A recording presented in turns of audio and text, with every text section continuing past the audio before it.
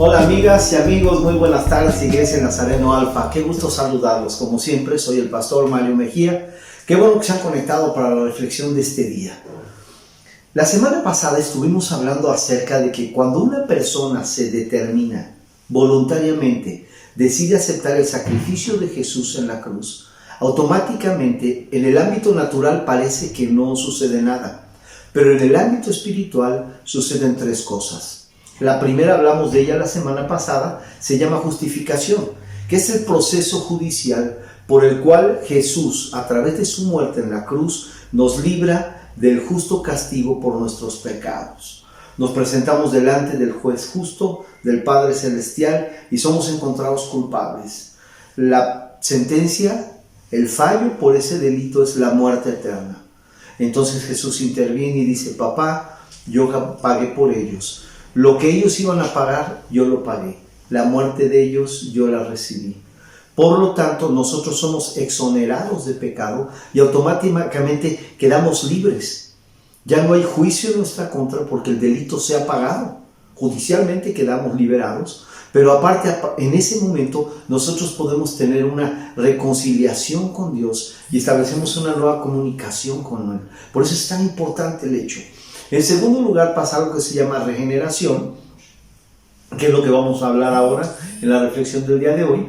Y en tercer lugar pasa lo que es la adopción, que estaremos hablando de ello la semana que entra. Pero quiero empezar leyendo la Escritura. Vamos al Evangelio de Juan, capítulo 3, versos 3 al 8, que es un diálogo entre Jesús y un fariseo, un maestro de la ley de su tiempo, que se acerca de noche para hablar con él por temor de la presión de los otros judíos, pero él dice: sabemos que debes de venir de Dios porque nadie hace las señales que tú haces. Y le hace ciertas preguntas que Jesús no contesta. Jesús se va por otro lado, siempre sorprendiendo con sus respuestas, y le dice lo siguiente. Jesús le respondió: te digo la verdad, a menos que nazcas de nuevo, no puedes ver el reino de Dios. ¿Qué quieres decir?, exclamó Nicodemo. ¿Cómo puede un hombre mayor volver al vientre de su madre y nacer de nuevo? Jesús le contestó: te digo la verdad, nadie, fíjese la palabra, nadie puede entrar en el reino de Dios si no nace de agua y del Espíritu, el Espíritu con E mayúscula, o sea, se refiere al Espíritu Santo. El ser humano solo puede reproducir la vida humana, pero la vida espiritual nace del Espíritu Santo. Así que no te sorprendas cuando digo: tienen que nacer de nuevo. El viento sopla hacia donde quiere. De la misma manera que oyes el viento, pero no sabes de dónde viene ni a dónde va, tampoco puedes explicar cómo las personas nacen del Espíritu. Es interesante esta pregunta. Hoy vamos a hablar acerca de lo que significa la regeneración. La regeneración es el segundo punto de nuestro noveno artículo de fe dentro de la Iglesia de Nazareno. Por cierto, hago una pequeña aclaración. La semana pasada erróneamente dije 11º, no es el noveno punto. Le leo textualmente el segundo punto. Creemos que la regeneración o nuevo nacimiento es aquella obra de gracia de Dios por la cual la naturaleza moral del creyente arrepentido es vivificada espiritualmente y recibe una vida distintivamente espiritual, capaz de experimentar fe, amor y obediencia. Esto es fantástico. Es una obra de gracia de Dios, o sea, es un favor, una cuestión que Dios nos da gratis. No hacemos nada para merecerla ni para ganarla. Es una obra de gracia de Dios hacia nosotros. Le leo lo que dice el Evangelio de Juan, pero en el capítulo 1, versos 12 y 13.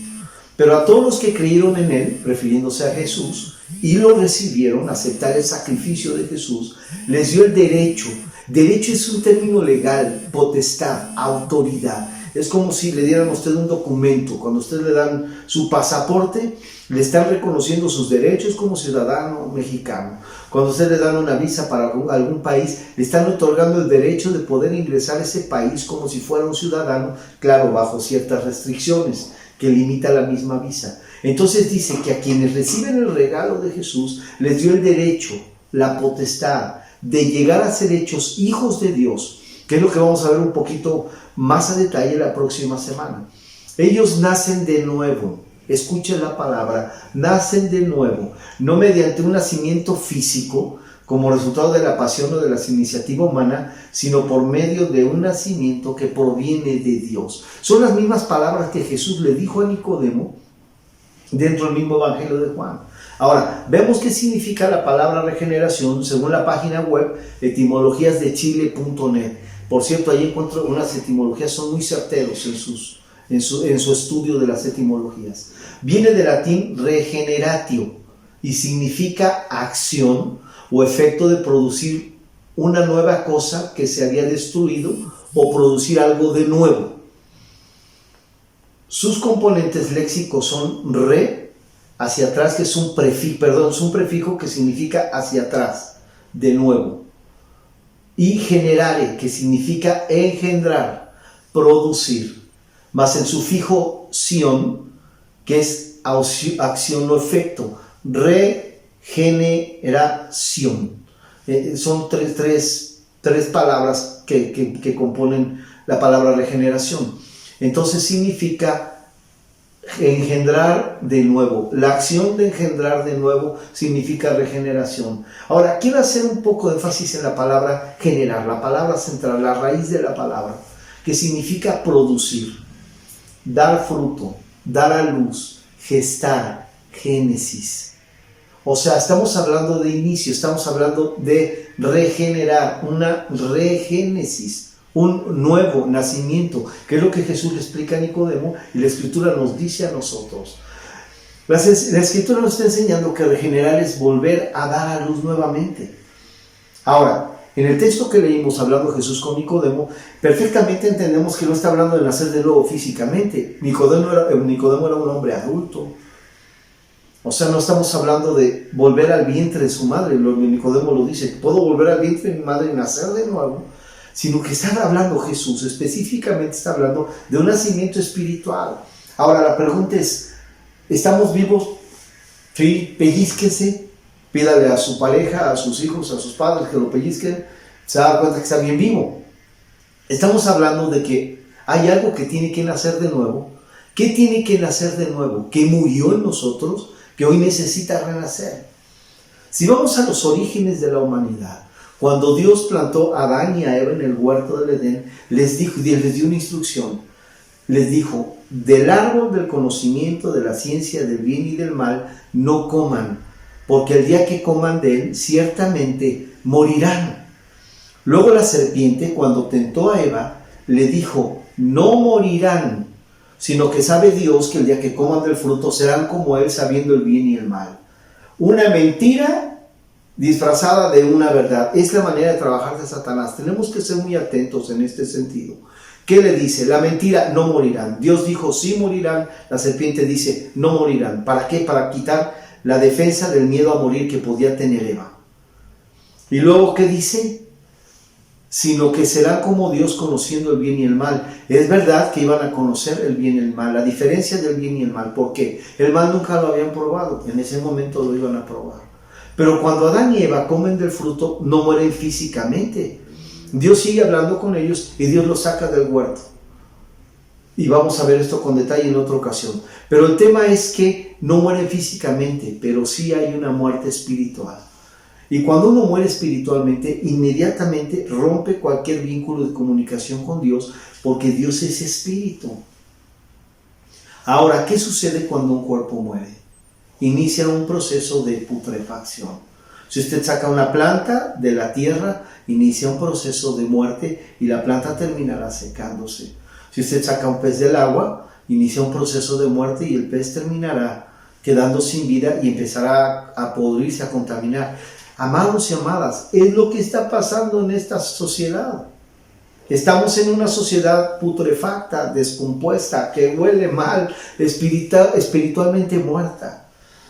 Y es en el momento que nosotros recibimos la gracia de Dios, de la que nos habla la Escritura, a través del sacrificio de Jesús, que hay un renacer espiritual. O sea, el Espíritu renace en mí por la obra del Espíritu Santo. Y es a través de mi espíritu renacido que se restablece mi comunión, mi relación con Dios. ¿Por qué? Porque Dios es espíritu. Jesús dijo, Dios es espíritu y en espíritu y verdad tenemos que adorarlo. Por eso es tan importante este tema. Ahora, este suceso es tan importante en la vida de todo ser humano, que si nos damos cuenta que de acuerdo a la enseñanza bíblica, no es posible renacer a través de buenas obras. No importa cuán bien me porte, cuán buena persona sea, a cuántas personas pueda ayudar, si dedico toda mi fortuna a la filantropía y a ayudar a las personas, nada de eso me permite renacer de nuevo. Lo único que me hace renacer de nuevo es el Espíritu Santo, que vuelva a soplar aliento de vida, como cuando Dios creó al hombre y a la mujer, tomó polvo de la tierra, hizo barro, y con ese barro dice la Escritura que sopló en él aliento de vida y empezó la vida. Del mismo modo, para el nuevo nacimiento necesitamos ese soplo del Espíritu Santo en nosotros. Ahora, Jesús dijo a Nicodemo: te es necesario nacer de nuevo para entrar al reino de Dios, y le mencionó dos elementos sustanciales: nacer del agua y nacer del Espíritu. El nacimiento con agua es tipificado, o sea, es solamente un tipo, como una seña externa de lo que pasa en lo interior. Es un tipo que simboliza la muerte y la resurrección en Jesús. De modo que cuando nosotros somos bautizados, cuando somos sumergidos en el agua, representa nuestra muerte a este mundo, y salir del agua representa nuestra resurrección a través de Jesús por medio del Espíritu Santo. La Escritura dice que quien sacó a Jesús de la muerte, de la tumba, fue el Espíritu Santo, y dice que ese mismo Espíritu opera en nosotros. De modo que el bautismo es una representación visible de lo que está sucediendo espiritualmente. Tú y yo nos bautizamos en una edad en donde ya somos conscientes de nuestras acciones. Es una decisión voluntaria, y lo que hacemos es un reconocimiento público de que hemos aceptado la fe en Jesús. Eso es lo que significa el bautismo.